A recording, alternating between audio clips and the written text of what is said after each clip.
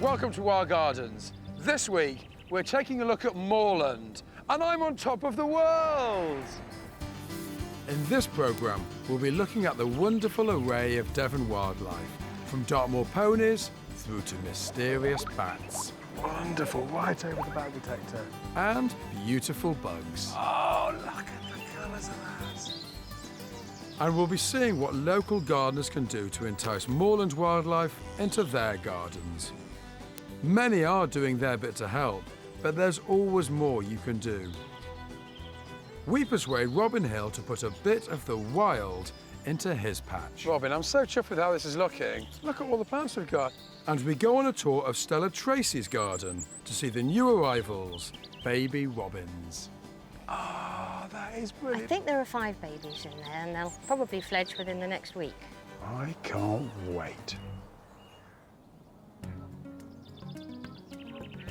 But first, let's go up top to the open moor. Farmers introduced ponies and sheep onto the moor many hundreds of years ago. They're all owned by someone, but they live totally wild. And it's their constant grazing and nibbling that keeps the tops of the moors free from trees and scrub. It's a vitally important job because moorland plants like heather, gorse or bilberry, which are great for insects, love the open, wild uplands. The ponies also help the insect life on Dartmoor by providing lovely dollops of joy. Dung flies and beetles are really important food for birds and bats. So the ponies are vital to moorland life.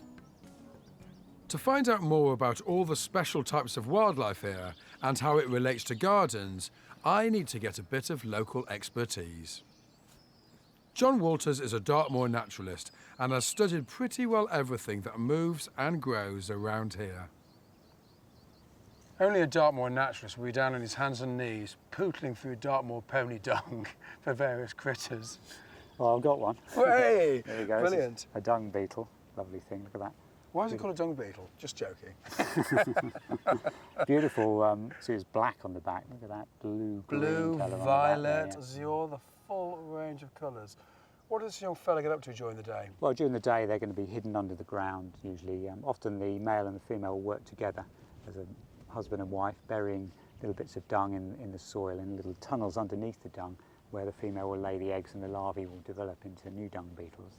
And then at night the beetles will fly off and find fresh dung because they like fresh food like us and do the whole situation again. So they'll lay eggs in a number of different dung pats around the moor. Wonderful. So you've got the Dartmoor pony dung being brilliant for the insects, but also as well there's so many plants around here. We've got the tormentil, we've got the bilberry, we've got that gorse behind us. It's a wild place, isn't it? Yeah, it's a fabulous spot. Yeah, obviously, managed for through the centuries really by burning and grazing by animals such as ponies and sheep and cattle. So it's kept the moor open, but allows all the gorse and bilberry and heathers to flower. I suppose when we think of Dartmoor, looking around, this is exactly what we'd expect, gorse and heather on the sides. But if we look down behind us, as soon as you drop off the cap of Dartmoor down to the valleys, it's wooded. Oh yes, the river valleys that run through, this is the River Dart down below us here, have fabulous hanging western oak woodlands along the edges of them. And very rich in wildlife, particularly this time of year as the leaves are just starting to come out. Well, you've done me proud with the dung beetle. Any chance of finding a few specialist critters down in the woodlands? Oh yeah, there's a few goodies down there I can show you. I'll just let the dung beetle go. Pop them in there. Get back into your little bit of dung there, mate. Let's go, John. Okay.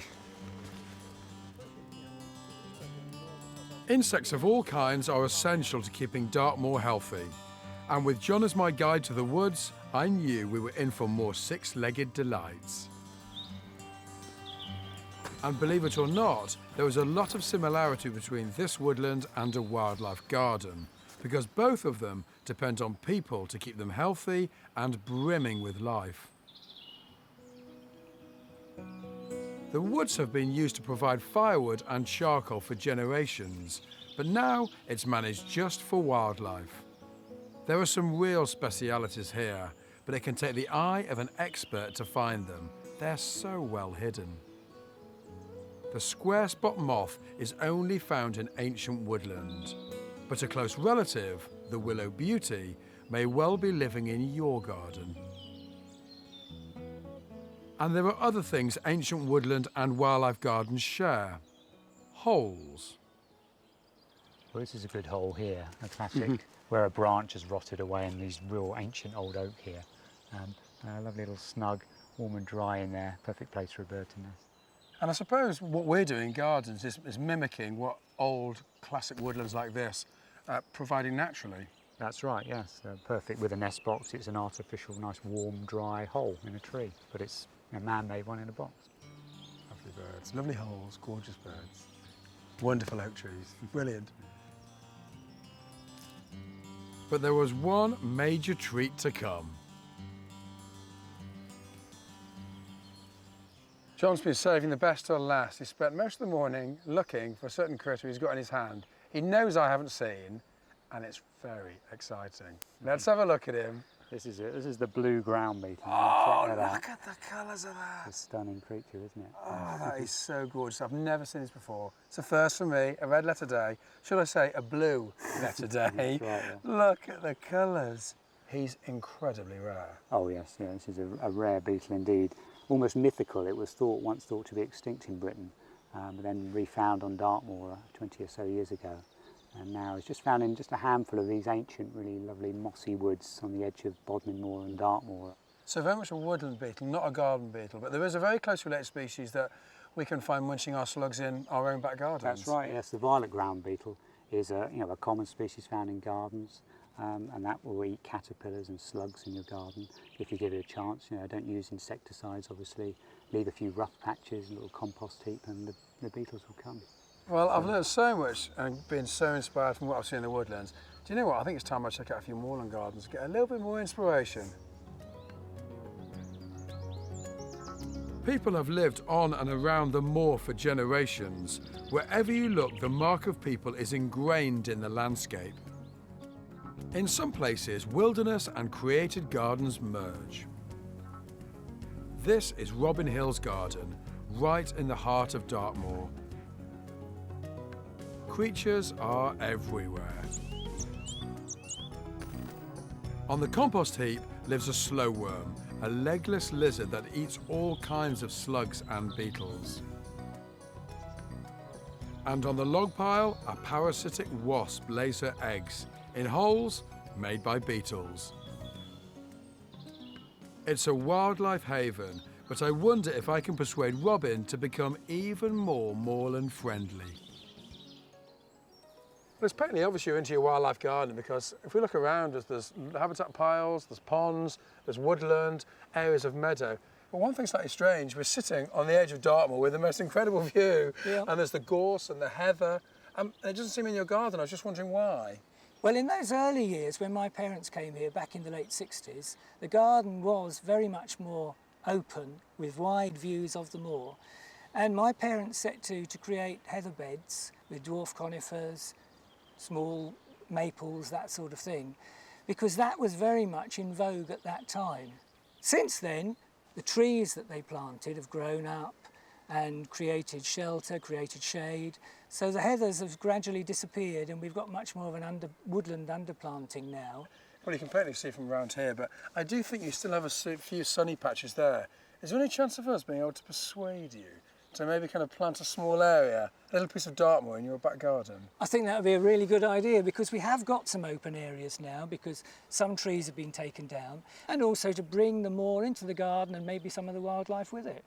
Well, I'm going up to RHS at Rosemore to meet up with some of the heather experts because I can't believe that heathers have gone out of fashion. I'll come back and let you know how we get on. Fantastic. Nice to meet you. See you later.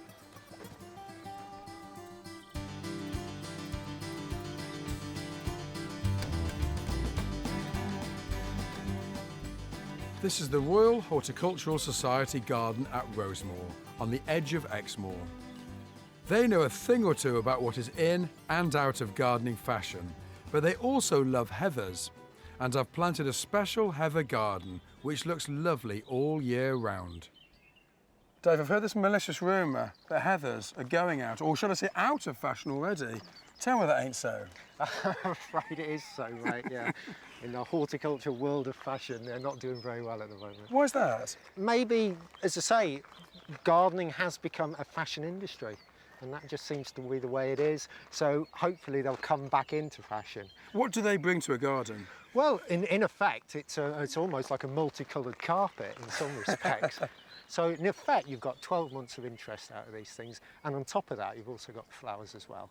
So great things to use. What have we got around us here? Well, you've got a real mix of things like the Erica, that's Darliensis, just over to my right. This low-growing one here. You can see that's still in flower. What we're trying to do is encourage to use some of those heathers that are related to the ones quite closely that grow on the moors and look so beautiful, because they colour up, as I say, so well after they've flowered in summer. You've heard it here first. This gentleman and I simply demand that we have heathers back. Brilliant for the bees, lovely colour all year round, and a cracking moorland plant, really. Yeah, wonderful. You've brought a bit of the wild into your garden. Coming up in part 2, Robin takes the plunge and gets digging, and I get to grips with the rich insect life around Dartmoor, and a whole lot more. Tonight, I am Batman. Welcome back to Wild Gardens in Dartmoor. In part 1, I explore this area's rich diversity of wildlife. And I found out there's a lot gardeners can do to help keep this place alive and buzzing. Like planting more moorland plants. So I persuaded gardener Robin Hill to put some heathers back into his already stunning garden.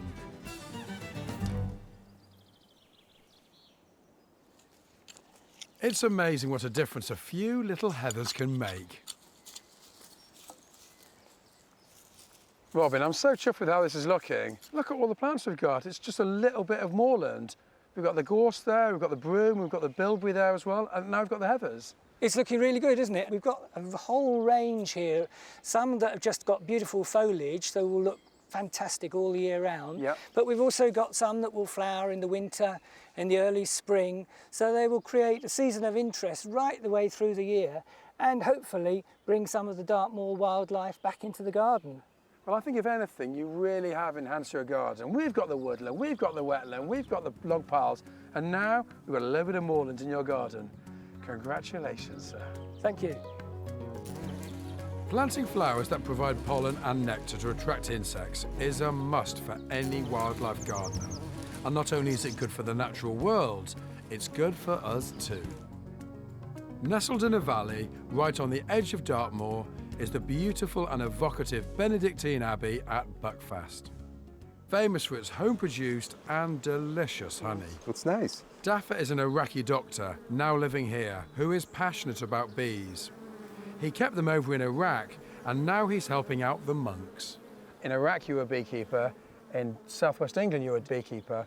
What's the difference between the two places? Well, the difference, maybe apart from the weather, the principle of beekeeping is the same wherever you go. Maybe in the Middle East they have more problem with drought and enemies of the bees. But here the problem is the weather. It's the great British unpredictable climate, of course. That's one of the drawback of the British climate. But let us, always there is tomorrow, and let us hope that this year would be better than last year. So if people plant in their gardens lots of heathers and wildflowers, then surely you're going to get much better crops of honey. Well, that's a mutual interest for the beekeeper and the gardeners and the farmers. Everyone gets a benefit because bees is a very efficient pollinator. So really, Daffa, everyone's a winner. The flowers get pollinated, there's a rich nectar source, the gardens are much more productive, and the bees and insects and all the other plants are very happy. And of course, you know, you have lovely honey on your toast in the morning. Perfect. Making a garden fit for bees and other wildlife is good for everyone. And planting moorland plants in between vibrant cultivated varieties can look stunning. Right on the edge of Dartmoor is Stella Tracy's gorgeous garden, rich in colour, fragrance and wildlife. It literally hums with life. I've always loved plants and I've always loved wildlife. First and foremost, I am a conservationist, even more than a gardener. But to be able to create beauty and enhance your local habitat, it's a wonderful pastime. What are we looking at here? Well, the usual sort of mixture, although it changes a little bit. Omphalodes, Bowles golden grass, astrantius, fennel. I think there is a common perception that wildlife gardening has to be perhaps untidy and unattractive, but I don't believe that.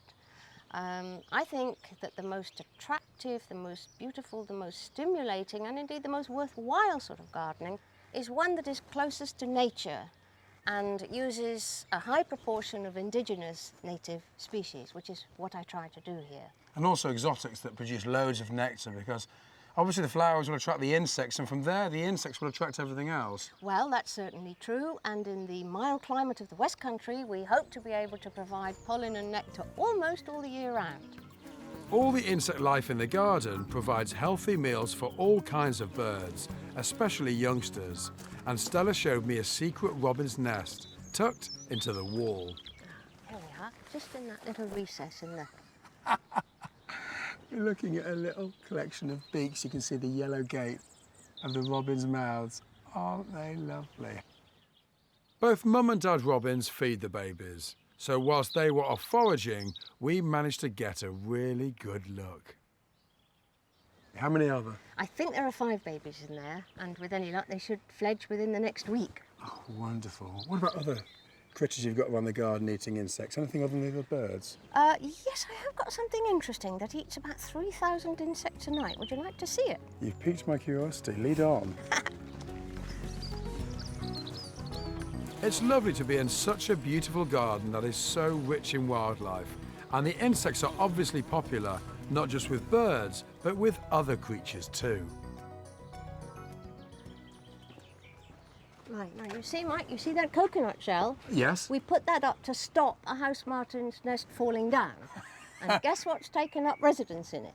A bat, a pipistrelle. Really? Yes. How wonderful. Feed on all these insects over your garden. 4 centimetres long, weighing less than a £1 coin, and they get through about 3,000 insects a night. I'd love to have more, but the coconut shell isn't really very big, is it? Well, Stella, I've got something we might just be able to help you out with. Do you fancy that? Really? I'll say. So we provided Stella with another Des Res for bats. A perfectly designed, warm and cosy bat box.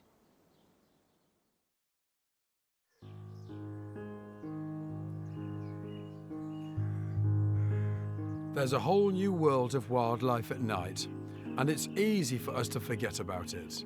But stay up one evening, find the right spot, and you'll be amazed at what happens once the sun begins to set.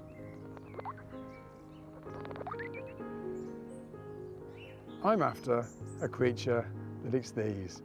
This is the cockchafer, or maybug. Now, if you're a flying mammal, in order to be able to eat this, you've got to be pretty chunky yourself as well. And they don't get any bigger, rarer, or charismatic than the greater horseshoe bat. Something I've never seen before. I can't wait.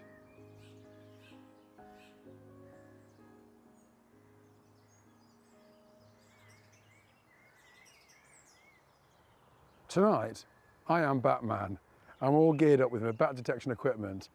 This is a bat detector. Because when bats are echolocating, they're calling at a frequency much higher than our ears can understand.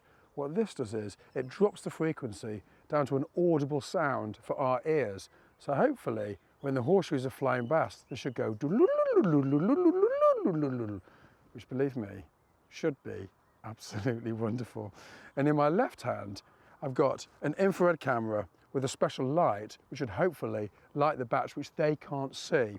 So if I turn it around and put it onto the infrared shot, that is the gate that we're hoping, fingers crossed, legs crossed, everything crossed, they're going to fly right over, and we're going to get some lovely shots.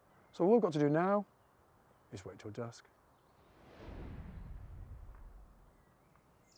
And it doesn't take long for the day shift to turn in and the night shift to get going.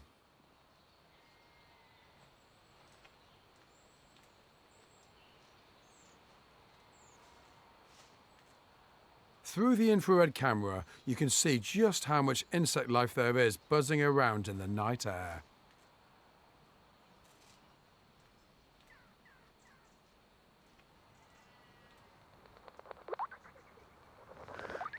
The bats have started coming out. Whoa, look at that. Brilliant.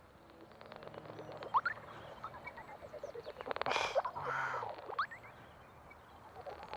It's just got to about 9:15, and all of a sudden they've started coming out. They've got a roost right down in the bottom of the valley, and they're coming up this lovely woodland corridor and cutting over this corner to go and feed over to my left. See that? I just whizzed past about 2 feet in front of my nose. Wonderful, right over the bat detector.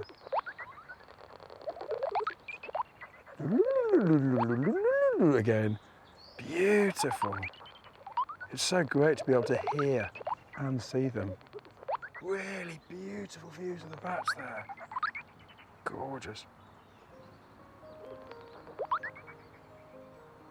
In the whole of Britain, there are about 5,500 greater horseshoes, no more than that.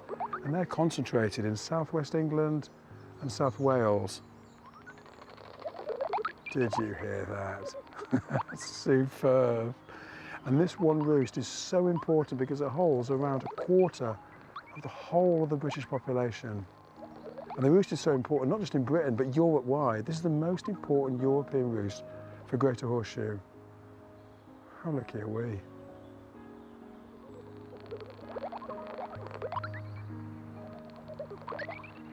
Greater horseshoe bat, wingspan 30 centimetres, ugly face, beautifully charismatic bat.